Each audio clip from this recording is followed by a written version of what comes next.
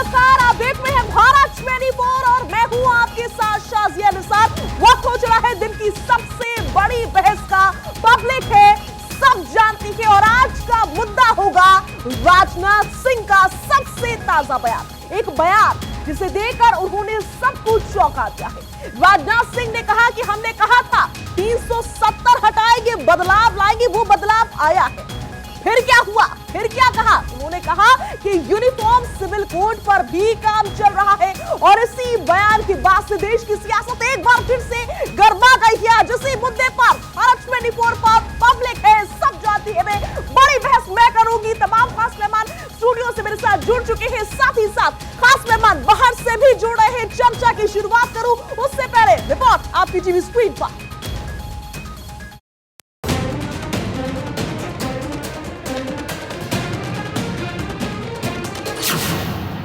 हो गई तैयारी, अब आई यूसीसी की बारी।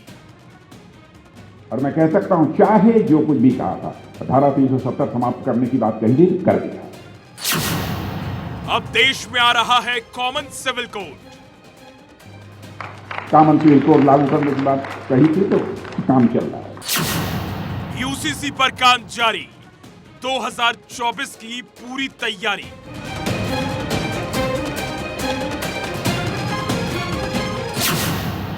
वादे पूरे करेंगे तभी तो 2024 की जंग जीतेंगे।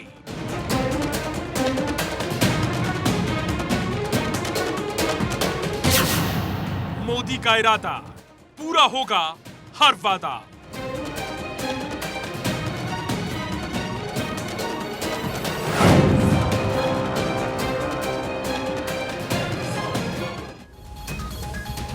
और ऐसे में मैं सवाल पूछ रही हूं, हो गई तैयारी, अब आई यूसीसी की बारी। ये पहला सवाल है मेरा। दूसरा सवाल, क्या देश में आ रहा है कॉमन सिविल कोड? तीसरा सवाल क्या है, क्या अब छिड़ेगा यूसीसी पर घमासान? ये भी महत्वपूर्ण सवाल। चौथा सवाल, यूसीसी से क्या फायदा होगा और क्या नुकसान होगा? पांचवा और आखिरी सवाल, क्या यूसीसी से जीतेंगे 2024 की जंग? इन्हीं सवालों के इर्द गिर्द रहेगी मेरी पूरी बहस। लेकिन बहस की शुरुआत करूं उससे पहले आपको बता देती हूं कि आखिर रक्षा मंत्री राजनाथ सिंह ने क्या कहा है और यूनिफॉर्म सिविल कोड है क्या। जान लीजिए एक बार फिर से राजनाथ सिंह ने क्या कहा। सबसे पहले ये जानिए, हमने यूनिफॉर्म सिविल कोड का वादा किया है, इसे पूरा करने पर भी काम चल रहा है। हम जो वादा करते हैं उसे निभाते हैं, ये बात उनकी ओर से कही गई है। अब यूनिफॉर्म सिविल कोड है क्या, ये भी जानिए। देश में सबके लिए एक जैसा कानून, यानी कि एक बराबर कानून, सभी धार्मिक समुदायों के लिए एक कानून होना चाहिए। विवाह, तलाक, विरासत के लिए एक ही नियम होने चाहिए, ये कहता है यूनिफॉर्म सिविल कोड। और इसी मुद्दे पर हम करने जा रहे हैं बड़ी बहस। शायद इसी में साथ जुड़ रही है बीजेपी की प्रवक्ता है संजीव उनियाल जी, रहेंगी राजनीतिक विश्लेषक है। इस डिबेट में मौजूद मेरे साथ अश्विनी दुबे जी भी रहेंगे, वकील है सुप्रीम कोर्ट के। अनुज यात्रे जी रहेंगे, प्रवक्ता है कांग्रेस पार्टी के। महंत नवल किशोर दास है, प्रवक्ता है अखाड़ा परिषद के। फाजिल अहमद है, इस्लामिक स्कॉलर है, मेरे साथ मौजूद रहेंगे। सूर्य मैथिल जी हैं, राजनीतिक विश्लेषक हैं, इस डिबेट में मेरे साथ मौजूद रहेंगे। और शुरुआत फाजिल अहमद के साथ ही करूंगी, जो कि अभी इस समय मेरे साथ स्टूडियो में मौजूद है। फाजिल जी, यूनिफॉर्म सिविल कोड भी लागू हो सकता है भविष्य में, तैयार हैं आप लोग इसके लिए? अब तो कोई एतराज की बात नहीं। देखिए शाहजहा जी, कोई एतराज किसी काम पे नहीं होता है। पार्लियामेंट का काम है कानून बनाना और उसको चलाना, सरकार उसको चलाती है। अभी तक सरकार का जितना भी कानूनी लोग लाए हैं सब फेल है। नोटबंदी से आतंकवाद खत्म नहीं हुआ, तमाम तरह के 370 में कश्मीर जल रहा है, वहाँ ब्राह्मणों को मारा जा रहा है। तमाम इनकी सारी बातें हवाई हैं। केवल नारे और वादों से काम नहीं चलता है, उसको ज़मीन पर नीयत अगर साफ होगी। जब भी देखिए कोई भी कानून ये लोग बनाते हैं तो हमेशा मुसलमानों को टारगेट कर देते हैं। अरे भाई, इस देश में सिर्फ मुसलमान ही थोड़े रहता है, हिंदू, मुसलमान, सिख, ईसाई। और जब कोई कानून बनेगा तो सबके लिए बनेगा, किसी सिर्फ मुसलमान के लिए थोड़ी बनेगा, वो सबके लिए बनेगा, सबको उसको मानना पड़ेगा। समय समय पर कानून की समीक्षा हर सरकार करती है। बार बार कितने कानून बदले देश के अंदर, लेकिन इतना ज्यादा कहीं ना कहीं कुछ ऐसे लोग हैं जो कि मुस्लिम समुदाय से आते हैं, जिनकी ओर से अलग अलग वक्त पर अलग अलग बयान दिए गए हैं इस मुद्दे को लेकर के। इसीलिए पहला सवाल मैंने आपसे लिया कि इस बार आप लोग तैयार हैं, कोई समस्या? इसका भी जवाब ले लीजिए। आरएसएस में ना एक मुस्लिम विचार मंच है, उसमें कुछ मौलाना लोग हैं। वो लोग इस तरह के अफवाह उड़ाया करते हैं, लगता है कि सारे मुसलमान विरोध कर रहे हैं। अच्छा। कोई आप किसी स्वागत कानून कर रहे का हैं सुन यूनिफॉर्म लीजिए, सिविल कोड का? किसी कानून का कभी मुसलमानों ने कोई विरोध नहीं किया। आप स्वागत और करते हैं? सुन लीजिए, बिल्कुल स्वागत करते हैं। पार्लियामेंट में पास होना है कानून, पार्लियामेंट के लोग बनाएंगे ना कानून, उसमें मुसलमान, हिंदू, सिख, ईसाई से क्या लेना देना है? सबके प्रतिनिधि पार्लियामेंट के अंदर जी ने साफ कह दिया चर्चा की शुरुआत में ही कि हमें ये कानून स्वीकार्य होगा। धन्यवाद शाजिया। पहले तो आपको, आपके सभी दर्शकों को भारत माता की जय, वंदे मातरम। देखिए, मैं केवल इतना कहना चाहता हूं, अभी मैंने फाजिल अहमद जी को सुना, वो कहते हैं ना कि हाथी के दांत खाने के कुछ और, दिखाने के कुछ और। आज वही स्थिति यहाँ ये है। अभी हम कह रहे हैं कि हमको स्टूडियो से निकलते हैं तो विरोध करने के लिए शुरू हो जाते हैं, पत्थर मारना शुरू कर देते हैं, सड़कों पर सड़कें घेर लेते हैं। देखिए, मैं इनके बीच में नहीं बोला, ये बदतमीजी ना करें। मेरा निवेदन है शाजिया, इनसे बोलिए ये यहाँ दंगा ना फैलाए, यहाँ पर डिबेट जिहाद ना इस प्रकार के जो अजरक तत्व है, आप उनको डिबेट में बुला लेती है और फिर वो यहाँ पर भी दंगा शुरू कर देते हैं। मुसलमान से क्या लेना देना बताइए? फाजिल जी, आपने मुझसे यही सवाल 2 मिनट पहले भी पूछा था जब मैंने आपसे सवाल लिया था, तो आपकी जब बात हुई तब कोई बीच में नहीं बोला। आप अपनी बात रख लीजिएगा ना, रख लीजिएगा, कम से कम उनको बात तो रखने दीजिए। सभी का इस मंच पर बराबर अधिकार है। फाजिल जी, सब्र, थोड़ा सा सब्र। कह दिए ठीक है, मुसलमान को अलग से मत देखिए। ठीक है, भारत की 125 करोड़ जनता में मुसलमान भी है उनको अपनी और बात पूरे 125 करोड़ की जनता के लिए कानून बनता है और कानून 125 करोड़ जनता को मानना पड़ता है। फाजिल जी सुन लिया। मैथिल जी देखिए, अभी ये संविधान की दुहाई दे रहे थे, संसद की दुहाई दे रहे थे, संसद के कानूनों की दुहाई दे रहे थे, लेकिन मैं पूछना चाहता हूं यहां पर पूरे देश के सामने कि संविधान में ही लिखा है कि भारत का राष्ट्रगीत जो है वो वंदे मातरम है। उनको बोलने पर इनकी जुबान में लकवा मार जाता है।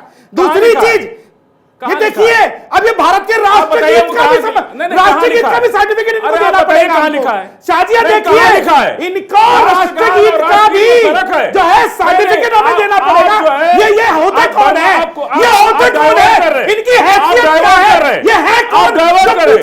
भारत का नागरिक दूसरी चीज, और आपसे ज्यादा हैसियत रखता हूं, पाकिस्तान और मैं भारत का नागरिक हूं, हो यहाँ पर जिस हैसियत से आप जिस प्रकार की उसी हैसियत से मैं भी खड़ा हूं। घोटा दिखा रहे हो, पाकिस्तान से प्रेम देखिए शाजिया मुझको बोलने नहीं दे रही है।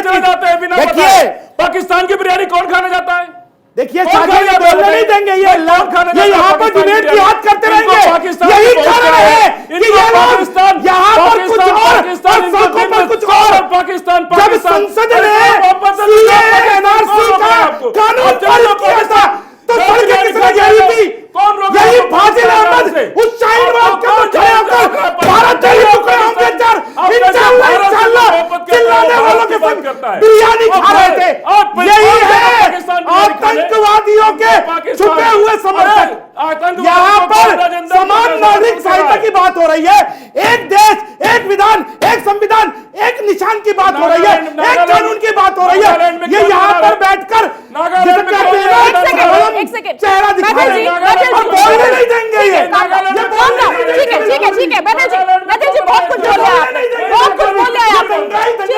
मैथिल जी रिलैक्स, शांत हो जाइए। ठीक है मैथिल जी। नहीं, अभी आप कह रहे थे फाजिल जी कि हमें स्वीकार्य होगा। अब आप कह रहे हैं कि नागालैंड में कहां पर लागू है? मैंने क्या कहा? हाथी के दांत खाने के लिए दिखाया। जवाब ले लूं। नागालैंड में क्या लागू है? नागालैंड में लगा है कि नहीं है? झंडा भी। अरे तुम अपनी बात करो, तुम अपनी बात करो। पूरे देश में सब्सिडी में तुम बोलते हो, सब्सिडी तुम लेते हो सबसे ज्यादा, सबसे सरकारी सुविधाएं तुम लेते हो। हर जगह तुम्हें दवाई लेने दिखाई देती है। सबसे बड़ी बात, भारत से प्यार है ना? वंदे मातरम करके दिखाओ, भारत से प्यार है तो यहाँ करके दिखाओ वंदे मातरम। अरे वंदे मातरम करके दिखाओ ना यहाँ पर। वंदे मातरम कहने में जुबान को लकवा मार जाता है इनकी जुबान को लकवा मार जाता है। यहाँ खड़े होकर पाकिस्तान जाते हैं। भारत के पाकिस्तान से छुपे हुए एजेंट है ये लोग। पाकिस्तान के मुसलमानों से प्यार है इनको पाकिस्तान का से आ गया बीच में। पाकिस्तान से प्यार है इनको और भारत के मुसलमानों से नफरत है इनको दुबई के मुसलमानों से प्यार है, भारत के मुसलमानों देखिए साजिया, माननीय संघ प्रमुख जी ने जो कहा था वर्चस्व का सोच छोड़नी होगी, हम सबसे सुपीरियर है, उस सोच को छोड़ना होगा। लेकिन ये लोग हर जगह हम सबसे सुपीरियर है, हम वीआईपी है, हमारे अनुसार कानून बनेगा, ये सोचते हैं ये लोग। मैथिल जी आऊंगी आपके पास। हाँ। ठीक है फाजिल जी। अनुज आत्रे जी, अनुज जी अभी कुछ देर पहले तक फाजिल साहब ने ये कहा कि हम तो स्वागत करते हैं हर तो कर ही कानून रहे का। स्वागत। ठीक हम काम है, क्या कर बोलने रहे हैं? दीजिए अब आगे। स्वागत करते हैं हर कानून का जो कि बनाया जाता है, लेकिन फिर कुछ बातें बोली और उनको इतनी मिर्ची लग गई कि वो कहने लग गए कि इस देश के मुसलमानों से मोहब्बत नहीं की जाती है। नहीं, ये लोग नहीं करते, मोहब्बत वो नहीं तो की करते जाती है। हैं। अनुज आत्रे जी ये करते हैं, नवल ठीक है किशोर फाजिल जी जी, करते हैं, ये फाजिल इनको जी, नफरत है। फाजिल जी ठीक है। अनुज आत्रे देखिए, जी, जो फजिल जी ने जो कहा, ये कहीं ना कहीं देश के तमाम मुसलमानों के मन में बात धरी हुई। ये ऐसा नहीं है कि मुझे नहीं मालूम ये कौन से राजनीतिक उससे कौन आते सी हैं, बात? लेकिन कहीं ना कौन सी कहीं बात? कहीं अनुज ना जी? कहीं जो इन्होंने कहा कि क्या, जो क्या, भारतीय क्या? जनता इन्होंने बहुत कुछ कहा है। पार्टी, मैं बोलता हूं, भारतीय जनता पार्टी की तमाम नीतियां, तमाम पॉलिसीज, तमाम एजेंडा आज देश में कहीं ना कहीं हमारे देश के मुसलमान भाइयों के खिलाफ। इनका एक ही मकसद रहता है, किसी तरह से मुसलमानों के खिलाफ नीतियां लाओ ताकि मुसलमान देश का भड़के और ध्रुवीकरण हो। और हमारे देश का हिंदू ऐसा नहीं है, मैं हिंदू हूं, मुझे ये चीजें अच्छी नहीं लगती। हाँ, इनके अंधभक्त कुछ जरूर हैं जो भारतीय जनता पार्टी के हों, जिन लोगों को इस तरह की बातें वो हर वर्ग में होते हैं, न केवल भारतीय जनता पार्टी के समर्थक बल्कि इस तरह के जो असदुद्दीन ओवैसी जैसे लोग भी हैं जो कहीं ना कहीं इस देश का एजेंडा जो चला रहे हैं। भारतीय जनता पार्टी जो चाहती है कि बांटो और राज करो, जो अंग्रेजों ने चलाया था, इससे देश नहीं चलता। आपको जो 2014 और 2019 में जो प्रचंड बहुमत इस देश की जनता ने दिया था, वो इन सब बातों के लिए नहीं दिया था। आपने जो बहुमत लिया था, देश की गरीबी दूर करने के लिए लिया था, आपने देश में बेरोजगारी दूर करने के लिए किया था, देश में महंगाई दूर करने के लिए किया था। लेकिन आज सब बातों में फेल हो गए हो तो देश में नफरत का माहौल फैलाया जा रहा है, चुन चुन के वो मुद्दे उठाए जाते हैं। यूनिफॉर्म सिविल कोड पर मैं आता हूं, जिस पर आपका आज का मुद्दा है। नहीं, मेरा ये सवाल है कि क्या अनुज जी आप समझते हैं यूनिफॉर्म सिविल कोड मुसलमानों के खिलाफ है? आपको ऐसा लगता है? सीधा सवाल। देखिए, मैं ये बोलता हूं यूनिफॉर्म सिविल कोड मुसलमानों के खिलाफ नहीं है, लेकिन उसकी मंशा, भारतीय जनता पार्टी की मंशा के ऊपर सवाल उठता है। क्या मंशा? भारतीय जनता पार्टी के लिए यूनिफॉर्म सिविल कोड केवल एक चुनावी मुद्दा है। जिस जिस प्रदेश में चुनाव आता है, ये वहां पर यूनिफॉर्म सिविल कोड लेकर के आते हैं। उत्तराखंड में चुनाव आया, चुनाव से पहले कमेटी बनाई। गुजरात में चुनाव आया, 27 साल बाद जाके गुजरात में इनको कमेटी बनाने की याद आई। चुनाव खत्म हो गए, यूनिफॉर्म सिविल कोड का मुद्दा खत्म हो गया। फिर भारत जोड़ो यात्रा को क्या कहेंगे आप? 9 साल से, एक एक सवाल का मैं उत्तर देता हूं, 9 साल से भारतीय जनता पार्टी सेंटर में बैठी है, कहीं कोई मुद्दा नहीं। लेकिन अब चुनावी वर्ष आ रहा है तो मुद्दा नहीं है, इस मुद्दे को खड़ा किया जाएगा। और इस मुद्दे पे देखिए, भारतीय जनता पार्टी और भारतीय जनता पार्टी की सरकार में मतभेद है। हम ये पूछना चाहते हैं, भारतीय जनता पार्टी जहां अपना सरकार से हट करके जब एजेंडा चलाती है, वो कहती है यूनिफॉर्म सिविल कोड लेके आओ। मेरी बात पूरी नहीं, 10 सेकंड, बहुत इंपॉर्टेंट बात बोलने जा रहा हूं, रुक जाइए। लेकिन जब ये सरकार में खड़े होते हैं तो इनके लॉ मिनिस्टर सुप्रीम कोर्ट में जाकर के कहते हैं कि ये राज्य सरकारों को अधिकार नहीं है यूनिफॉर्म सिविल कोड लाने का, ये केंद्र का मैटर है। और केंद्र में 2016 और 2018 में एक कमेटी बनाई जाती है, और कमेटी रिपोर्ट देती है कि ये बहुत एक सेंसिटिव इशू है, इस पे अभी कुछ नहीं चर्चा होनी चाहिए, सेंसिटिव इशू है। और उसके बाद ये यूनिफॉर्म सिविल कोड 2016 और 18 के बाद दबा दिया जाता है। अब चुनाव आ रहे हैं तो चुनाव ये सरकार बताए ना, बीजेपी की केंद्र की सरकार बताए, क्यों बताए, क्यों सुप्रीम कोर्ट में एफिडेविट दिया? महंत, क्या आपको भी ऐसे ही लग रहा है? आपको क्या लगता है यूनिफॉर्म सिविल कोड एक जैसा कानून सभी के लिए, उसमें बार बार आपत्ति दर्ज करना आखिर क्या पीछे का कारण है? कोई और समुदाय तो आकर इसमें आपत्ति जाहिर नहीं कर देता है, बार बार मुसलमानों को ही बीच में क्यों ले आया जाता है? देखिए, किसी भी देश में समान नागरिकता होना बहुत आवश्यक है। किसी का जाति या पंथ परंपरा देख करके उसके अनुसार कानून का बर्ताव होगा तो कभी देश एक नहीं हो सकता। किसी का पंथ देख करके अमर सिंह के साथ कुछ और दूसरे के साथ कुछ, ऐसा कैसे हो जाएगा? इसलिए समान नागरिकता देश में होना ही चाहिए। मैं कहता हूँ, आप स्वतंत्र देश में ऐसा क्यों हुआ बहुसंख्यक लोग अपना घर छोड़ के भागे? कश्मीरी लोगों को आग लगा दी गई, घर से भागना पड़ा। इसलिए मैं तो चाहता हूँ कि तुरंत इस देश में समान नागरिकता लागू हो, और कोई व्यक्ति बना रहा है, किसी मत पंथ का हो, किसी परंपरा। मैं चुप बैठा था, मैं भी बोल पाता हूँ, फिर मैं बोलने नहीं दूंगा, नहीं, आप कश्मीर नहीं, आप ये सोचिए, नहीं, मैं शांत बैठा हूँ। अभी कहाँ की चर्चा हो रही है? अभी सामने की बात करिए ना, अभी जरूरी है, यही तो दिक्कत है, यही तो दिक्कत है। अरे आतंकवादी होगा उसको मारा ही जाएगा, दंगे पर दुख नहीं, राष्ट्रद्रोही कोई होगा उसको मारा ही जाएगा, राष्ट्रद्रोही कोई होगा उसको मारा ही जाएगा, हमको कश्मीर को गोली मारी जाएगी, उसको दोनों जाएगी। राष्ट्रद्रोही जो होगा, आतंकवादी होगा, उसे मारा ही जाएगा।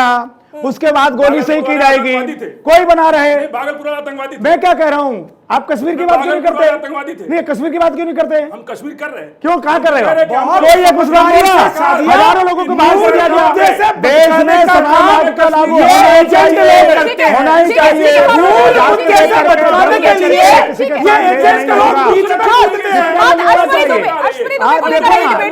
वकील सुप्रीम कोर्ट के उनको लेकर आइए इस डिबेट में। परेशान कौन है? ठीक है, जो कानून नहीं मानते, जो संविधान में विश्वास नहीं रखते, वही लोग परेशान।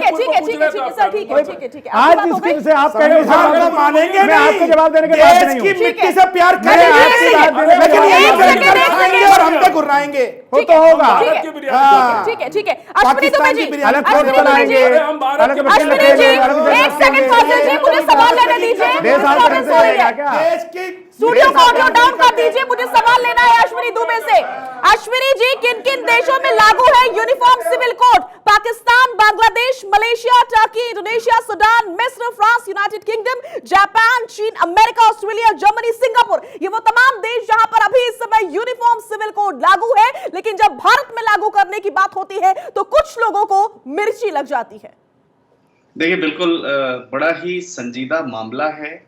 भारत के संविधान की प्रस्तावना में साफ तौर पर यह कहा कि भारतीय संविधान का लक्ष्य भारत के समस्त नागरिकों को, वर्ड लिखा हुआ है समस्त नागरिकों को, वो अरुज आत्रे भी हो सकते हैं, वो फाजिल अहमद भी हो सकते हैं, वो सूर्या भी हो सकते हैं, वो शाजिया भी हो सकती हैं। भारत के समस्त नागरिकों के साथ धार्मिक आधार पर सभी को एक समान दर्जा देना। दूसरा, अंग्रेजों द्वारा भारत में सभी धर्मों के लिए क्रिमिनल जस्टिस सिस्टम बनाया गया जो अभी भी लागू है। अब समान नागरिक संहिता के बारे में 1840 में ऐसे प्रयास किए गए, परंतु उस समय कुछ धर्मावलंबियों के विरोध के बाद वह लागू नहीं हो सका। अब दूसरा, कॉन्स्टिट्यूशन फ्रेमर्स के इंटेंशन की बात करते हैं। संविधान सभा में लंबी बहस के बाद आर्टिकल 44 के माध्यम से समान नागरिक संहिता बनाने के लिए दिशा निर्देश दिए गए, जिसमें स्टेट्स को भी पावर दी गई और जिससे पिछले 70 वर्षों में लागू करने में सरकारें अवसर रही। देखिए, विवाह के लिए, तलाक के लिए, विरासत के लिए, गोद लेने के लिए अलग अलग कानून क्यों हो? एक तरफ तो यहां पर कानून जो पार्लियामेंट पास करती है, कानून जो संविधान सम्मत, और एक तरफ पर्सनल लॉ का कानून है। तो जब संविधान का राज्य है इस देश में, और जब एक तरफ फाइनेस्ट लॉ है जिसको हिंदू कोड बिल कहते हैं, जो हिंदू, जैन, बुद्ध, सिख सबको प्रॉपरली डील करता है, और जिसमें जो तलाक के लिए, विरासत के लिए, उत्तराधिकार के लिए सब तमाम नियम बने हुए हैं, तो दूसरी तरफ पर्सनल लॉज जो संविधान बनने से पहले के हैं, उनकी क्यों जरूरत है? तीसरी बात, ये किसी एक कम्युनिटी का नहीं है, ये सिर्फ, देखिए, फाजिल जी को सबसे प्रॉब्लम है, फाजिल जी को खुद से भी प्रॉब्लम है, इसीलिए फाजिल जी हर जगह बीच में बोल रहे हैं। अब एक दूसरा, हिंदू कोड भी छोड़िए ना, पहले हिंदू कोड भी खत्म होगा। चाहते नहीं सबसे समान, हम तो चाहते हैं सबसे समान, हम तो चाहते हैं सबसे समान, कोड बिल आपको मिला अलग की जरूरत नहीं है, खरबाजी करना, जरूरत नहीं है अलग, हर जगह आगजनी करना, तलाक कह दोगे, महिला को बाहर कर दोगे, हम चाहते नहीं। हिंदू कोड देश की सबके लिए समान। ये कोई तरीका नहीं है बहस करने का। मैं जी आ रही हूँ, बिल्कुल आपको 10 सेकंड देने हैं सर। एक बार शाइना एनसी हमारे साथ जुड़ चुकी है, मैं उनसे सवाल ले लेती हूँ। शाइना एनसी हमारे साथ जुड़ चुकी है। शाइना जी, ठीक है, यूनिफॉर्म सिविल कोड भविष्य में लागू होगा, अभी तो मैं मान के भी नहीं चल रही हूं, भविष्य की मान लेती हूं, भविष्य में लागू होगा भी, तो कुछ लोगों को उससे ऐतराज है, सवाल उठाए जा रहे हैं बीजेपी की मंशा पर। सीधे सीधे क्या मंशा है, जरा क्लियर कर दीजिए मैम। सबसे पहले तो मैं ये कहूंगी कि आपने देखा है कि इतिहास में जो पार्टियां ने सिर्फ राजनीति की है, अपीजमेंट की, जो पार्टियां ने सिर्फ वोट बैंक की राजनीति की, उन्होंने देखा एक वर्ग स्तर को स्पेशल स्टेटस दे क्योंकि उनका वोट बैंक बरकरार रहे। आदरणीय प्रधानमंत्री मोदी जी की सोच विचार ये है, सबका साथ, सबका विकास, सबका विश्वास, और सबको एक ही मायने में एक यूनिफॉर्म सिविल कोड मिलना चाहिए, जहां कानून में कोई न्याय अन्याय न हो मजहब के आधार पे, जहां कोई भी पर्सनल लॉ न चले, और भारत में जो लोग रहना चाहते हैं वो ये स्वीकारता करे कि एक यूनिफॉर्म सिविल कोड देश में ना सिर्फ जरूरी है, लेकिन जो वोट बैंक की राजनीति को खत्म करना है, जो ये सभी जो एक कहते हैं ना, to keep your vote bank intact, वो लोग जो एक राजनीति कर रहे हैं, वो ही खिलाफ करेंगे। नहीं तो आप मुझे बताइए, भारत के एक एक नागरिक के लिए अलग अलग कानून कायदे क्यों होने चाहिए? क्यों होना चाहिए एक पर्सनल लॉ? क्यों होना चाहिए? आप देखें विदेश में, पूछिए कि कौन से देश में किसको ऐसे स्पेशल स्टेटस मिल रहा है, नहीं मिल रहा है, और आप स्वीकारता करते हैं तो भारत में भी स्वीकारता कीजिए। आज इंडिया एक सुपर पावर है। हम सब जानते हैं कि सभी नागरिकता भी चाहते हैं, नागरिकता चाहते हैं तो पहले स्वीकार कीजिए एक यूनिफॉर्म सिविल कोड। और ऐसा नहीं है कि लागू किया गया, ये विचार विमर्श रखा गया कि हम चर्चा करेंगे पार्लियामेंट में संविधान अनुसार इसका लागू पालन। अरे विचार विमर्श होने के बाद तो लागू करेंगे। फाजिल जी, मुझे तो आपकी मंशा हो रहा है। जब वो कहते हैं कि हम लागू करना चाहते हैं तो आपको समस्या, जब वो कहते हैं कि अभी हुआ नहीं है, भविष्य में हो सकता है तो आपको समस्या। आपको समस्या किस बात की? आप ये बताइए, आप मुझे ये बताइए, आप पूछिए कि हिंदू कोड बिल खत्म होगा ना? सिविल नहीं, कोड हिंदू कोड बिल भी नहीं रहेगा ना देश में। क्या कोई समस्या नहीं, हिंदू कोड बिल नहीं रहेगा ना देश में। इस्लामिक नहीं, हिंदू कोड बिल है, मुस्लिम पर्सनल लॉ है, क्रिश्चियंस के लिए अलग है, आदिवासियों के लिए अलग है, आदिवासियों के लिए अलग है और सिखों के लिए अलग है। आप बताइए हिंदू कोड बिल खत्म होगा कि नहीं? हिंदू कोड बिल खत्म होगा कि नहीं होगा? हम ये जानना चाहते हैं। हमको पता नहीं कि हिंदू कोड बिल खत्म होगा कि नहीं होगा। आपको 10 बार पूछने से बदल जाती है क्या? हमको बता दें कि हिंदू कोड बिल खत्म होगा कि नहीं? पूछिए इनको कि हिंदू कोड बिल खत्म होगा कि नहीं? हिंदू कोड बिल खत्म होगा, मुस्लिम पर्सनल लॉ फाजिल जी सुन लिया है, अब जवाब ले ले।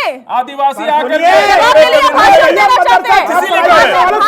की वजह से आदिवासी हिंदू नहीं है। अरे भैया, इस देश के अंदर सभी के लिए एक कानून की बात की जा रही है। चाहे वो हिंदू होगा, मुस्लिम होगा, सिख होगा, ईसाई होगा, बौद्ध, जैन, पारसी, किसी के लिए भी अलग कानून नहीं, सबके लिए एक कानून होगा। तुम आदिवासी की बात मत करो, तुम अपने आप को आदिवासी भारत के तुम अपने आप को देखो, आदिवासी तुम अपने आप को देखो, पत्थरबाजी मत करो, शांति से सुनो पहले। अरे हर जगह सड़कें घेरने की बात छोड़कर देश के कानून में विश्वास करो। आदिवासी भारत का नागरिक है और उसके मुद्दे पर भी चर्चा होती है, उनके लिए अलग नियम कायदे हैं। जो समस्या होती है, हर समस्या के अलग नियम कायदे हैं। बिल्कुल, यूनिफॉर्म सिविल कोड वही है। क्यों? हिंदू कोड बिल अलग है, मुस्लिम पर्सनल अलग है, फाजिल जी क्रिश्चियन के, तो हम तो कह रहे हैं हिंदू अलग कोड बिल क्यों? खत्म हो गया। चाहते ही नहीं हिंदू है, कोड बिल भी तो खत्म ये होगा। चाहते ही नहीं है। अरे हिंदू कोड बिल खत्म हो गया, नहीं पूछिए उनसे। एक लागू होने का मतलब अरे क्या इनको होता है? बीजेपी के उनसे पूछिए कि हिंदू कोड बिल खत्म होगा कि नहीं, आप मुझे बताइए ना। नहीं, हिंदू सवाल कोड तो बिल मैं खत्म होगा कि नहीं, ये मुझे बताइए। मुझे समय नहीं मिला। मैथिल जी, मैथिल जी 20 सेकंड में आप अपनी बात रखिए। फाजिल जी इस बीच मत बोलिएगा प्लीज। देखिए, सवाल का जवाब। नहीं गलत नहीं, बोलेंगे तो मैं जवाब बोलूंगा। क्या ये है? मुसलमानों को जवाब छोड़ के दूंगा बात मैं। करें। ये हर जगह ये सारे करेंगे, देश मानेंगे के नहीं, पूरे जनता की बात करें, हम ये नहीं चर्चा का बोलेंगे। तरीका नहीं लेकिन है। जब ये मुसलमानों पर मुसलमान साझा इनसे बुलवा लीजिए आप। मैं नहीं बोलूंगा, आप मुसलमान नहीं अलग है बोलेंगे। क्या इस देश से? मुसलमान की सिर्फ बात क्यों करते हैं? ये सब आदिवासी की बात करें, बुद्धिस्ट की बात करें, दलित की बात करें, पिछड़ों की बात करें, सबकी बात करिए ना। सिर्फ मुसलमान इस देश में रहता है क्या? आप सबकी बात कीजिए, स्वागत है आपका। लेकिन आप कहां? आप तो तुष्टिकरण की राजनीति कर रहे हैं। ये मानेंगे नहीं, ये मानेंगे नहीं। ये हर जगह इसी प्रकार से दंगा तो करके ये नहीं मानेंगे। ये चाहते हैं कि यहाँ पर कोई कंक्लूजन ना निकले, इनका सच सामने ना आए। अरे हमारा सच सुन लीजिए भैया, और आपका सच दुनिया देख रही है। अरे निवेदन कर रहा हूं भाई, मुझे बोल लेने दो। इस तरह से कहीं तलवार वलवार तो लेके नहीं आया, गले में गर्दन में चलाने के नहीं लिए लाते। कहीं अल्लाह का आपको करके यहाँ पे काटने वाले तो नहीं हो क्या मेरी गर्दन? नहीं नहीं, क्या चिल्ला रहे हो? अरे हम शांत खड़े हो जाओ, शांत खड़े हो जाओ, शांत खड़े हो जाओ। नहीं आते। अरे मुझे बोल लेने दो। हम आतंकवादी देखिए साझा नहीं बोलने देंगे। ये आतंकवादी है, यहाँ भी आतंक फैला रहे हैं, ये यहाँ भी जिहाद फैला रहे हैं। ये बोलने ही नहीं देंगे, ये बोलने ही नहीं देंगे साजिया। ठीक है, 20 सेकंड मुझे साजिया, सिर्फ 20 सेकंड में अपनी बात पूरी कीजिए। देखिए, अभी कांग्रेस के प्रवक्ता ने जो बोला था कि ये सरकार हर मुद्दे में फेल हो गई, तो मैं इनको बता देना चाहता हूं 370 भारतीय जनता पार्टी ने पास किया, लागू किया। 35A जो है 370 हटाया गया। सुन लीजिए, 3 तलाक वो भारतीय जनता पार्टी ने हटाया है, लेकिन आपने तो वोट बैंक की राजनीति के अंदर सुप्रीम कोर्ट का जो फैसला था शाहबानू का, उसको लोकतंत्र में ले जाकर पलट दिया था। आप सदैव वोट बैंक की राजनीति करते थे, मुसलमानों को केवल वोट बैंक की तरह आपने देखा है। यही कारण रहा कि आप आपके राजीव गांधी जी ने शाहबानो के फैसले को भी सुप्रीम कोर्ट के पलट के रख दिया था। आज इस देश को समान नागरिक संहिता की अत्यंत आवश्यकता है, जिसके विषय में माननीय प्रधानमंत्री श्री नरेंद्र मोदी जी कर रहे हैं कार्य, और इस देश के अंदर सभी के लिए कानून की आवश्यकता है। संजीव मुनिया जी मेरे साथ जुड़ चुके हैं इस डिबेट में। संजीव जी मुझे ये नहीं समझ में आ रहा है फाजिल जी को इतनी तकलीफ क्यों हो रही है जब यूनिफॉर्म सिविल कोड की बात हो रही है, तो वो यहाँ वहां लगातार सिविल कोड पर साजिया जी लेकिन जवाब नहीं दे रहे हैं कि यूनिफॉर्म सिविल कोड से इनको इतनी तकलीफ क्यों। ठीक है, आप 50 बातें मत कीजिए, बार बार बीजेपी की मंशा पर सवाल। मुझे भी नहीं समझ में आ रहा है कि इतने सवाल क्यों।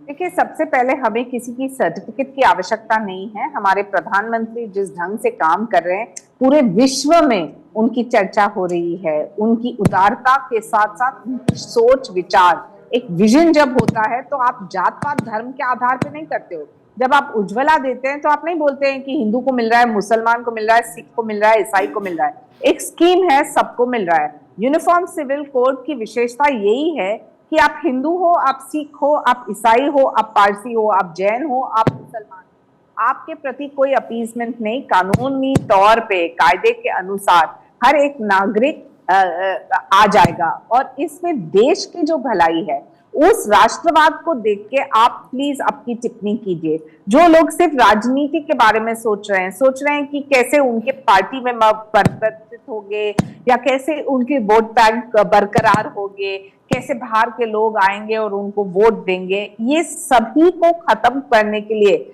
ये वो पार्टी है जिन्होंने 370 एब्रोगेशन की बात नहीं की, कर दिखाया। ठीक और है, आज शाना आप जी, जानते लेकिन हैं साथ ही कि साथ स्थिति क्या है जम्मू कश्मीर में। कि आप ये लोग वो सिर्फ बातें पार्टी करते है हैं, जब चुनाव आते हैं फिर आप लोग गोल हो जाते हैं। ये जो यूनिफॉर्म सिविल कोड है सिर्फ बातों में रह जाएगा, लागू नहीं होने वाला है। बिल्कुल लागू होगा, क्योंकि प्रधानमंत्री के पास वो राजनीतिक इच्छा शक्ति है। ये वो पार्टी है जहां करनी और कथनी में कोई फर्क नहीं होता है। And action speak louder than words. मैं समझ सकती हूँ कि विपक्ष की आपत्ति क्या है। विपक्ष की आपत्ति ये है कि उनकी नैया तो डूब चुकी है और इसके बाद तो उनके पास कोई पर्याय ही नहीं होगा, क्योंकि उन्होंने सिर्फ वोट बैंक की राजनीति की है, सिर्फ दलित वोट बैंक बरकरार रखा, सिर्फ मुसलमान को अपील करते रहे। जो आप एक भारतीय नागरिक है तो मुझे बोलिए, यूनिफॉर्म सिविल कोड से आपको आपत्ति क्या है? आप मुझे दो आर्ग्यूमेंट तो दीजिए। जब एक राजनीतिक इच्छा शक्ति के साथ स्थिरता दिखा रही है भारतीय जनता पार्टी, जो एक कानूनी तौर पे एक संविधान के निमित्त पार्लियामेंट में चर्चा होने के बाद एक निर्णय लिया जाएगा, तो उसमें आपको क्या आपत्ति हो सकती है? मैं समझ नहीं पा रही हूँ। और सबसे पहले मैं ये जरूर कहूंगी, जिस देश में हम रहते हैं वहां आपने और हमने हमारे प्रधानमंत्री को चुना, आपने और हमने हमारी सरकार को चुना, तो वो वोटर को नजरअंदाज मत कीजिए जो विश्वास जताता है नरेंद्र मोदी जी में।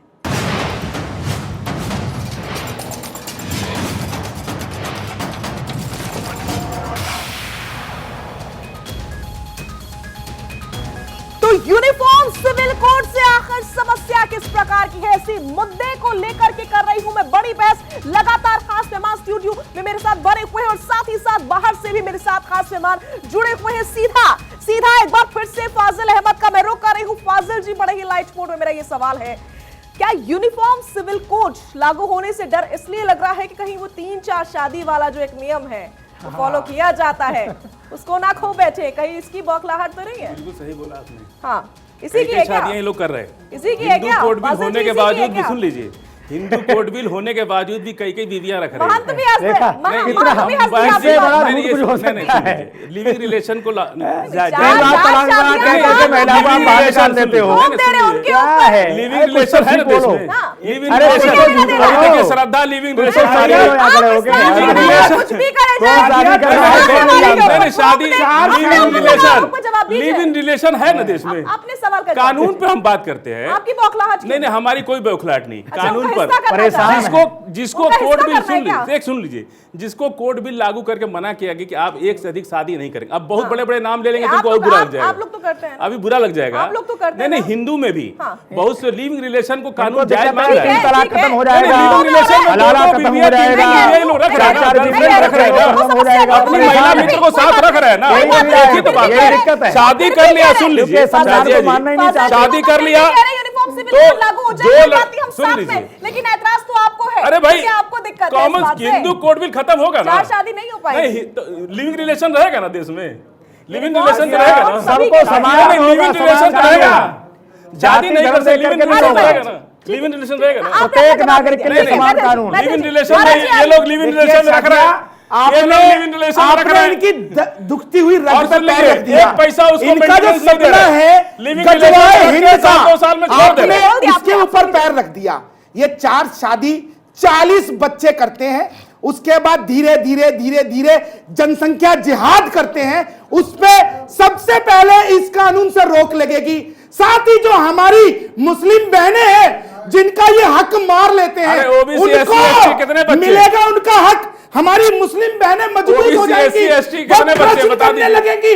माननीय दलितों के कितने प्रधानमंत्री बच्चे जी हैं? ने जिस प्रकार दलित से के कितने तीन बच्चे हैं? तलाक OBC के और कितने हलाला बच्चे हैं? जैसी कुरीति को इस देश से समूल नष्ट किया है, उसी प्रकार से मुस्लिम बहनों के लिए अत्यंत आवश्यक है ये समान नागरिक संहिता, ठीक है। उनको गोद लेने का, उनको विरासत में हिस्सा मिलने का, शादी का जो एक हक है अरे भैया, वो लिविंग मिलेगा। रिलेशन रहेगा ना उससे देश में। इनकी जो ठीक है। लिविंग व्यक्तिवादी, रिलेशन रहेगा ना। वर्चस्ववादी सोच है, ठीक है, एक उसका अरे लिविंग खात्मा रिलेशन होगा। छोड़ दीजिए। उनके मौलानाओं की लिविंग शादी रिलेशन में रहना हो बंद कर जाएगी। दीजिए। इसलिए ये नाजायज बात औरतों कर के रहे साथ हैं। रहना बंद कर दीजिए। शायरा जी बार-बार पूछ रहे हैं कि लिविंग रिलेशन रहेगा ना देश में, ये सवाल है, फाजिल जी का अटपटा सवाल है, लेकिन मैं क्या कहूं, सवाल तो इतना है। देश में जो हो रहा है हम वही बोल शायना रहे हैं। जी, हिंदू कोड बिल जवाब होने के भी ले बावजूद लीजिए, भी- सवाल अरे भी उनको आप समझा रहे ही ना। करेंगे, वो जवाब समझ भी नहीं पा आप रही, ही दूर देंगे, बैठी है, फिर इसलिए तो समझा बाकी रहे हैं। गेस्ट बैठे रह जाएंगे। नहीं दूर है ना, तो इसलिए जवाब समझा लेने दीजिए शायना जी। शाजिया जी, ये बहुत ही अलग किस्म का सवाल है, लेकिन मैं जरूर कहूंगी कि भारत में अभी भी संस्कृति सभ्यता है और बरकरार है। तो ये कहना कि देखिए लोग जो गलत करेंगे, मैं मानती हूं कि सभी आएंगे इस दायरे में। यूनिफॉर्म सिविल कोड का मतलब क्या है? Justice to all and appeasement to none. जब हम जस्टिस टू ऑल की बात करते हैं तो मजहब के आधार पे कोई भी दो कानून नहीं हो सकते हैं, जो हम हाल ही में देख रहे हैं। आप ट्रिपल तलाक की जिक्र कर रहे हैं, आप मुझे बताइए आज देश की मुस्लिम महिला किस भारी तादाद में बाहर आके मोदी जी का समर्थन करते आए हैं।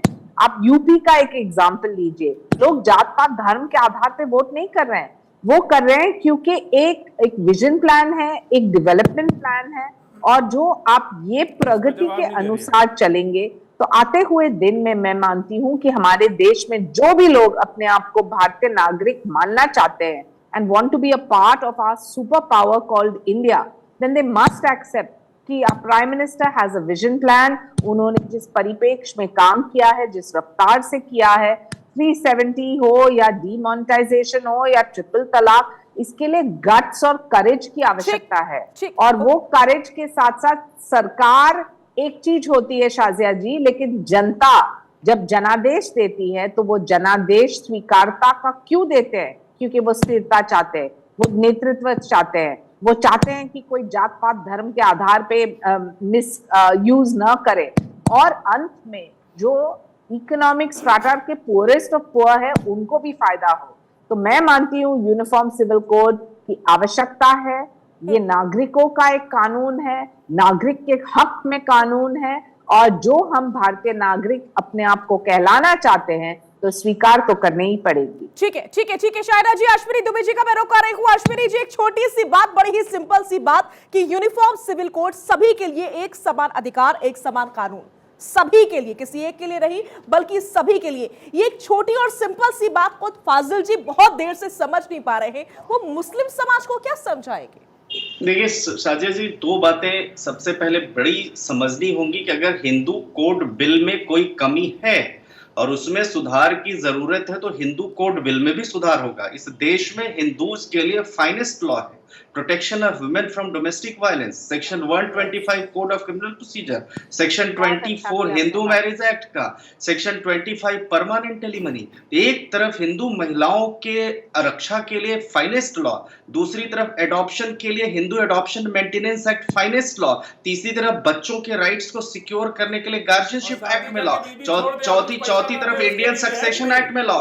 अब हम आ जाते हैं दूसरा, सिविल लॉ में विभिन्न धर्मों की अलग परंपरा है।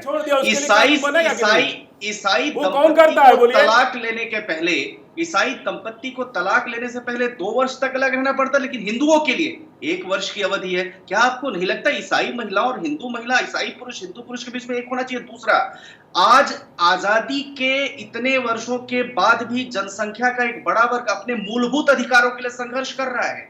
जब समान नागरिक संहिता का लागू न होना एक प्रकार से विधि के शासन और संविधान की प्रस्तावना का उल्लंघन है। अगर हम कॉन्स्टिट्यूशन हर जगह कोट करते तो हमें जो आर्टिकल 13 सब क्लॉज 4 है, जो कानून डेराइव फ्रॉम द पार्लियामेंट है, लॉ डेराइव फ्रॉम पार्लियामेंट, उसको हमें लेकर आना पड़ेगा। और इसीलिए हमें एडॉप्शन के लिए, मेंटेनेंस के लिए, इनहेरिटेंस के लिए, सक्सेशन के लिए, हिंदू महिलाओं के लिए Hindu succession act, Indian succession act, पिता की संपत्ति में उतनी ही प्रॉपर्टी जितना भाई की प्रॉपर्टी। मैं ये जानना चाहता हूं कि जब यहां पर एक कोडिफाइड लॉ है तो पर्सनल लॉ की, रिलीजियस स्क्रिप्चर्स से निकले हुए लॉ की क्या जरूरत है? फिर मैं सवाल सबसे बड़ा यही है और इसी को लेकर के बहस भी हो रही है, लगातार चर्चा भी हो रही है। बैथिल जी आपके पास आओ, अनुज आत्रे जी से जवाब ले लेती हूँ क्योंकि उन्होंने भी इसी पर बोला था। अनुज जी। शाहजा जी, पहले तो आपसे मैं एक चीज का आग्रह करूंगा, अगर आप गेस्ट को बुलाते हैं पैनल में तो मुझे लगता है बैलेंस करके चलना चाहिए। या आपका यहाँ पर शोर मचाने वालों का अगर आपको प्रायोरिटी रहती है तो हमें बताइए। प्रायोरिटी नहीं है सर, मुझ पे कटाक्ष करने की कोई जरूरत भी नहीं है। दर्शक बनने के लिए नहीं आए, आपने बुलाया तो बात करना चाहिए। दूसरी बात, अभी देखिए आपने शादी की बात चली, निश्चित तौर पे देखिए ये बहु शादियों का मैं भी निजी तौर पर नहीं समर्थन करता, और भारतीय जनता पार्टी अगर कहती है उस चीज को बंद होना चाहिए तो इनसे सवाल क्यों नहीं पूछते हैं कि गोवा में आखिर क्यों, जहां पे भारतीय जनता पार्टी की दूसरी बार सरकार बनी है, 2 शादियों करने की अनुमति है? क्या वजह है? क्यों ये भारतीय जनता पार्टी वहां पे 2 शादियों के लिए प्रावधान कर रखा है उन्होंने? क्यों नहीं वहां पर होते? क्योंकि कहीं ना कहीं इसमें ध्रुवीकरण, जहां कड़वा कड़वा थू थू और मीठा मीठा गप गप वाली बात है। अब चुनाव आ रहा है तो इन्हीं मुद्दों पे लड़ा जाएगा, इन्हीं मुद्दों पे मुद्दा उठाया जाएगा बार बार। और मैं एक चीज और कहना चाहता हूं कि देश वो महान होता है जहां पर सरकार जो है धार्मिक मसले हल करे, लेकिन जहां सियासती धार्मिक मसले पैदा करे, सोचिए वो देश किन हाथों में चल रहा है। तो आज वर्तमान में हमारी सियासत जो है धार्मिक मसले पैदा करने में की तरफ उनका ध्यान है कि किसी तरह से धार्मिक मसले पैदा हो, ध्रुवीकरण हो और वोटों का जो है अपने हिसाब से जो है वोट ले जाए। हर चीज को वोटों की दृष्टि से नहीं देखना है। लेकिन अनुज जी, सवाल फिर वही, यूनिफॉर्म सिविल कोड से समस्या किस बात की? हिंदू मुसलमान सिख ईसाई सबके लिए एक बराबर कानून होगा। देखिए, समस्या तो भारतीय जनता पार्टी की सरकार को बतानी चाहिए क्यों इन्होंने सुप्रीम कोर्ट में जाकर के बोला है कि ये हमारे जो किरण रिजिजू जी लॉ मिनिस्टर थे, 2020 में उन्होंने सुप्रीम कोर्ट में अपना वो एफिडेविट फाइल किया है कि राज्य सरकार को अधिकार नहीं है, नंबर 1। दूसरी बात ये कहते हैं केंद्र सरकार बनाएगी, और 2016 और 2018 में फिर से रिपीट करता हूं, जब वहां पर पार्लियामेंट में ये मुद्दा उठा और कमेटी बनाई गई और कमेटी ने बोल दिया कि एक सेंसिटिव इशू है, तो पहले आप जो सरकार में बैठे उनसे पूछिए, आप अपनी मंशा तो स्पष्ट कीजिए। या केवल आपने सनसनी फैला करके, हेडलाइन मैनेजमेंट का काम करके, लोगों की भावनाएं भड़का करके वहीं तक सीमित रहना है? अगर नहीं बनाना था तो 2018 में क्यों बंद कर दिया? क्यों नहीं आपने इसको लागू किया? क्यों 9 साल से बीजेपी इसको रोके बैठी है? तो सवाल उनसे पूछिए। एक टिप्पणी 2021 में आई थी, जुलाई 2021 में दिल्ली हाई कोर्ट से, भारत में अब तक यूनिफॉर्म सिविल कोड लागू करने के लिए कोई प्रयास नहीं किया गया, जबकि संविधान निर्माताओं ने अनुच्छेद 44 में नीति निदेशक तत्व के तहत उम्मीद जताई थी उस समय कि भविष्य में ऐसा किया जाएगा। महंत जी, देखिए, देश में मैंने पहले निवेदन किया है कि किसी जाति धर्म देख करके किसी के साथ कानून भेद हो, ये बिल्कुल उचित नहीं है। सबको समान अधिकार देने के लिए, सबका वैचारिक आर्थिक उत्थान हो, इसलिए मुझे लगता है समान कानून होना ही चाहिए। आज महिलाओं को सम्मान देने के लिए समान नागरिकता जरूरी है, हर व्यक्ति अपने ढंग से व्यापार कर सके, समान नागरिकता जरूरी है, हर व्यक्ति राष्ट्र में अपनी अहम भूमिका निभा सके, इसलिए समान नागरिकता बहुत जरूरी है। अरे क्या बीच में बोलने तुरंत क्या तरीका? जमीन भी तो बांटिए। अरे जमीन देश जो है अभी किसके हाथ चल रही है? पड़ा हुआ है, किसके हाथ चल रही है? पूरा बगल बोर्ड ने कब्जा कर रखा है, पूरा बगल बोर्ड ने कब्जा कर रखा है, पूरा बगल बोर्ड ने कब्जा कर रखा है जमीन पर, पूरे भगतपुर पे तो जमीन पर कब्जा कर रखा है, जमीन कहाँ से बांटेंगे?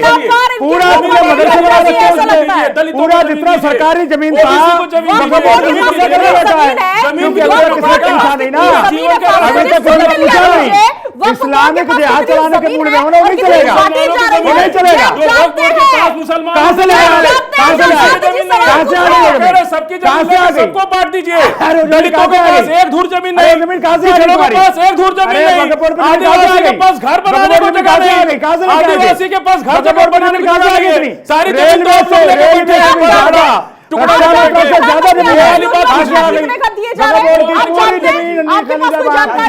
गरीबों को दिया जाए, कहीं कब्जा करके बैठ जाओगे, मदरसा बना लोगे, मस्जिद बना लोगे, देश का कानून नहीं मानोगे, ये नहीं चलेगा। कितने घर बांटे देश का कानून मानना ही पड़ेगा, संविधान मानना ही पड़ेगा। इस्लाम से नहीं चलेगा, इस्लाम से नहीं चलेगा, संविधान से चलेगा। सबको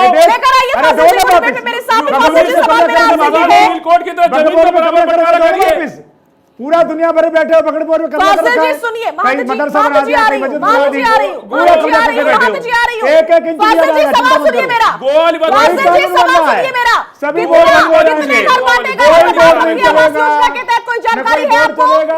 कोई चलेगा, देश संविधान से चलेगा। फाजिल अहमद, सवाल आपसे है, कितने घर बांटे गए हैं? प्रधानमंत्री आवास योजना के तहत कोई जानकारी है आपके पास? डेटा है? कोई जमीन है किसी के पास? कुछ नहीं है। एक गांव में किसके पास जमीन है? कह रहा हूं, बेचारे जाके जमीन इकट्ठा जमीन खरीदते हैं, जमीन मदरसा बना देंगे, कहीं कुछ बना देंगे, भगतपुर के नाम पे पूरा कब्जा करके बैठे हो। अरे भैया आप ले लीजिए, आएगा सबकी जमीन ले लीजिए, सब वापस आएगा, सब वापस आएगा, सब वापस आएगा, देना ही पड़ेगा, आपको भी देना पड़ेगा, देना ही पड़ेगा। देखिए शाजिया, अभी कांग्रेस के प्रवक्ता ने जो गोवा की बात की थी, मैं गोवा पे ही आ रहा हूं, सुन लो भैया, गोवा पे आ रहा हूं। पहले मदरसा वाली जो अपनी एजुकेशन है ना, वो मत दिखाओ, पूरी सुन लो बात। 1880 के अंदर यहाँ वहां पर सिविल कोड के अंदर ये अमेंडमेंट हुआ था शादिया कि यदि लागू होने के पहली शादी से 10 साल तक कोई बच्चा नहीं होगा तो वो व्यक्ति अपनी पहली पत्नी से परमिशन लेकर दूसरी शादी कर सकता है। ये वहां पर गोवा के अंदर एक्ट है। दूसरी चीज को छोड़ दिया, जो मैं पूछना चाहता हूं, सुन लो भैया, ये देखिए, ये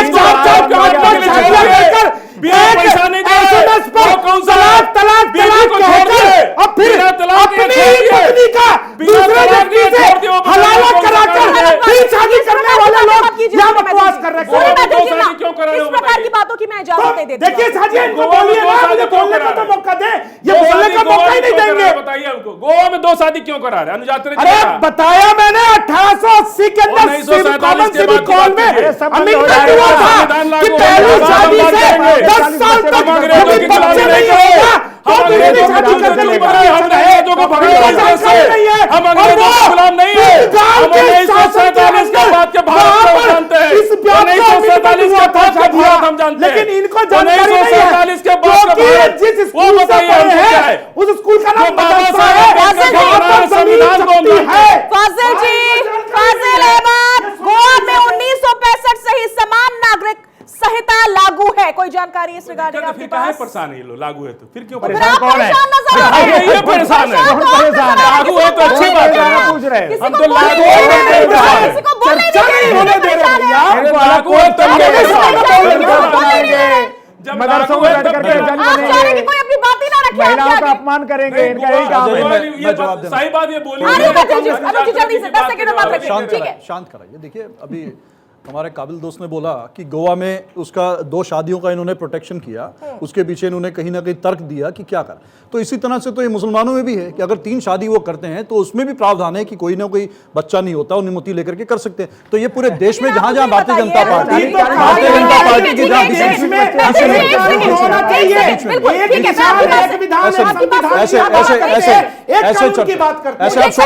ऐसे शोर मचा लीजिए, मैं ऐसे चर्चा नहीं करूंगा, मेरी बात पूरी होने दीजिए। मैं इनसे पूछना चाहता हूं, आप ही के सवाल पर मेरा ही सवाल है कि आपने बता दिया नियम और कायदे क्या है, शर्तें क्या है, क्यों शादी हो सकती है 3 से 4, तो क्या वो शर्तें पूरी की जाती हैं? नहीं तो ये बताइए क्या क्या वो ये करते हैं? मैं इनसे पूछना चाहता हूँ। किसी- देखिए बिल्कुल बिल्कुल मैंने क्या अरे यार चुप कर शांति मैं ऐसे नहीं, अगर ऐसे शादियां नहीं, ऐसे ऐसे शोर होती मत। अनुज जी, तो क्या आज परेशान मुस्लिम औरतें कोर्ट का दरवाजा खटखटाती मैं देखिए मैं व्यक्ति निजी तौर पे बीच में मत बोलिए, अरे बीच में मत बोलिए ना, मैं निजी तौर पे मैं क्या बोलूं, मैं कल ही पैदा हुई हूं और आप किसी का ऐसे चर्चा नहीं सुनने फाजिल अहमद ने क्रिएट किया है सब कुछ, यही सब जानते हैं। आप स्टूडियो चर्चा में में नहीं थोड़ा है, डेकोरम इनको कुछ मेंटेन पता नहीं है। ऐसे कैसे चिकम चिल्ली में चर्चा हो? गए ही नहीं, ऐसे कैसे आप शोर ही में हैं। हम सब में सबसे काबिल आप ही हैं। थोड़ा सभ्यता और से कितनी तारीफ चाहते हैं सभ्यता से आप? चर्चा करें, आप सुन लें उनको, थोड़ा सभ्यता से आप चर्चा सुन लें। कीजिए, ये क्या तरीका होता है चर्चा करने ठीक है, बात रखिए। देखिए मैं निश्चित तौर पे मैं बोल रहा हूं, मैं निजी तौर पे 2-2, 3-3 शादियों के समर्थन में नहीं हूं। महिलाओं का शोषण होता है, इसमें कहीं ना कहीं महिलाओं के अधिकारों का और उनका जो है पर्सनल उनका शोषण होता है। लेकिन ये जो भारतीय जनता पार्टी के साथी ने तर्क दिया है 2 शादियों का, तो ये बोलें कि जहां जहां इनकी सरकार चल रही है देश में, ये सब जगह लागू कर दे। ये समस्या तो पूरे देश में है, जिनको बच्चा नहीं होता पूरे देश में, और केंद्र से आप लागू कीजिए कि जहां क्या हिंदुओं में भी 2 शादियों के आप तक पक्षधर हैं, क्या आप कहते हैं कि सब जगह हो? जो गोवा में कहीं नहीं होगी, कहीं नहीं मैं होगी, तो तैयारी पहले ही कह रहा हूं पूरे देश में शादिया, समान कि इस होगा। देश के अंदर सभी नागरिकों के लिए, चाहे वो हिंदू हो, मुस्लिम हो, सिख हो, ईसाई हो, बौद्ध हो, क्रिश्चियन हो, कोई भी हो, सबके लिए एक कानून होना चाहिए। दूसरी चीज मैं तो पूछना चाहता हूं मेरे कांग्रेस के प्रवक्ता से कि भैया इनके पास 60 साल तक इस देश की सत्ता थी, क्या इन्होंने इस देश के अंदर समान नागरिक सहायता के लिए काम किया?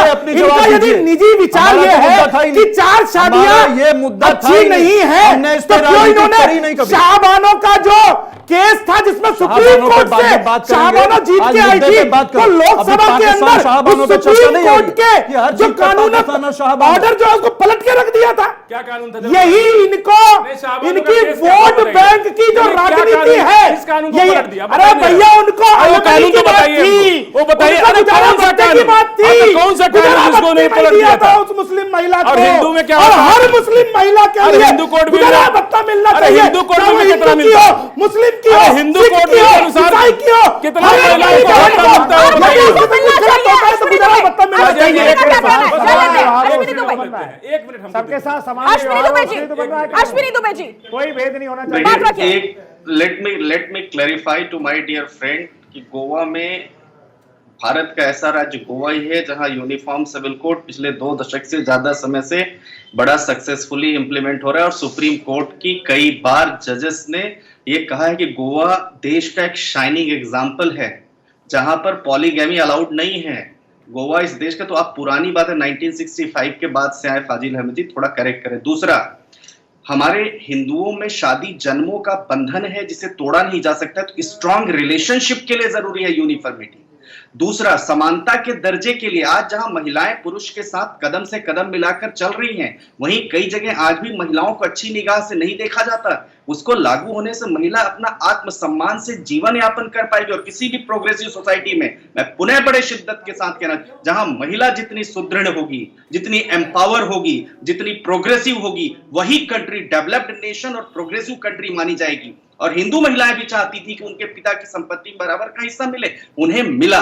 तीसरी बात, सबसे बड़ी चीज जो बार बार राज्यों की, हमारे कॉन्स्टिट्यूशन फ्रेमवर्क्स ने उस समय जस्टिस बीएन राव समिति का गठन किया था, और कुछ वजहों से जो अलग अलग पर्सनल लॉ के लोग थे, रिलीजियस स्क्रिप्चर वाले, वो नहीं लागू कर, उन्होंने आर्टिकल 44 लेकर आए कि directive principles of state policy की बात हुई, और स्टेट्स को दिया कि state shall endure to make a uniform law और यूनिफॉर्मिटी। इसलिए स्टेट्स को भी पावर है और सेंट्रल गवर्नमेंट को भी पावर है, और इसीलिए राज्य सरकार भी इस पर चर्चा कर रहे हैं। देखिए, भारत मुस्लिम पर्सनल लॉ में महिलाओं द्वारा बदलाव की मांग जायज है, वही मांग कर रही है जो संविधान के अनुच्छेद 14, 15 और 21 के तहत उनका मूल अधिकार है। और अगर समान नागरिक संहिता लागू हुई तो सभी धर्मों के लिए बनेगा। एक बात और फिर बड़ी शिद्दत के साथ कहना चाहूंगा कि चाहे वो ट्राइबल बेल्ट हो, चाहे आर्टिकल 371 जो नॉर्थ ईस्ट में लागू हो, चाहे मुस्लिम कोड बिल में जितने, मुस्लिम पर्सनल लॉ एप्लीकेशन एक्ट में जितनी अच्छी चीजें हैं उसको भी इनकलकेट किया जाएगा। हिंदू कोड बिल की जो अच्छी चीजें हैं उसको लिया जाएगा, जो डाइवोर्स लॉज के क्रिश्चियंस को डील करता है उसको भी लिया जाएगा।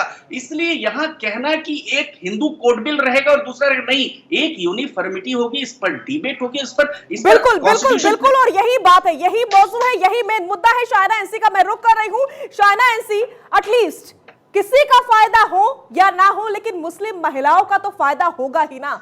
वो मुस्लिम महिलाएं जो कोर्ट का दरवाजा खटखटाने को मजबूर हो जाती है 3-3, 4-4 शादी करने के चलते।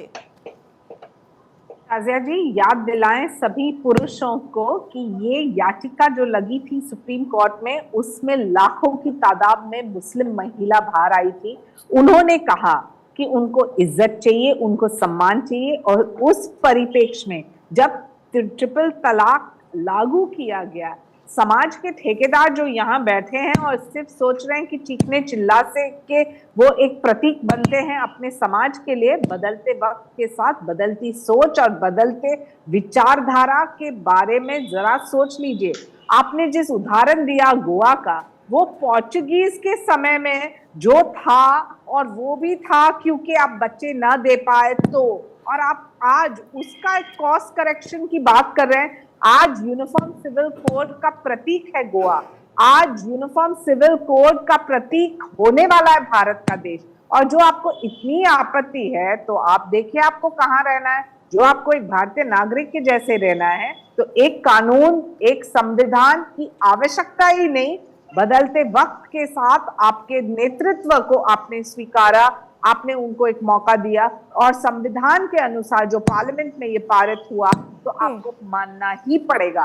और मैं बहुत गर्व के साथ कह सकती हूँ कि हमारे नेता मोदी जी जिस ढंग से करते हैं, and his actions speak louder than words, as we have seen, be it 370, triple तलाक, एप्लीकेशन ऑफ 370 और इतने सारे मुद्दे पे, तो ये तो होने वाला ही है। और मैं गर्व से कह सकती हूँ भारत को आज विश्व भर की जनता देख रही है, और जो लोग सोच रहे हैं कि वो भारत में आके रहे, उनको भी स्वीकार करना ही पड़ेगा। ठीक है शहनाज, ठीक है शाहना जी। महंत जी जल्दी से आपका फाइनल कमेंट। मैं तो फिर निवेदन कर रहा हूं कि देखो, धर्म और जाति के आधार पर नहीं, पूरे नागरिकों को समान अधिकार होना ही चाहिए, किसी का अपमान न हो, हर व्यक्ति कानून के दायरे में रह करके अपने स्वाभिमान को सुरक्षित रख पाए और राष्ट्र को स्वाभिमान प्रदान कर पाए। इसके लिए समान नागरिकता बहुत आवश्यक है, अविलंब लागू होना चाहिए। ठीक है, बहुत बहुत शुक्रिया, क्योंकि इससे ज्यादा समय नहीं है चर्चा के लिए मेरे पास, तो सभी मेहमानों का बहुत बहुत शुक्रिया अदा करना चाहूंगी। भारत 24 पर मेरे साथ जुड़ने के लिए। पब्लिक है आखिरकार, ये सब जानती है।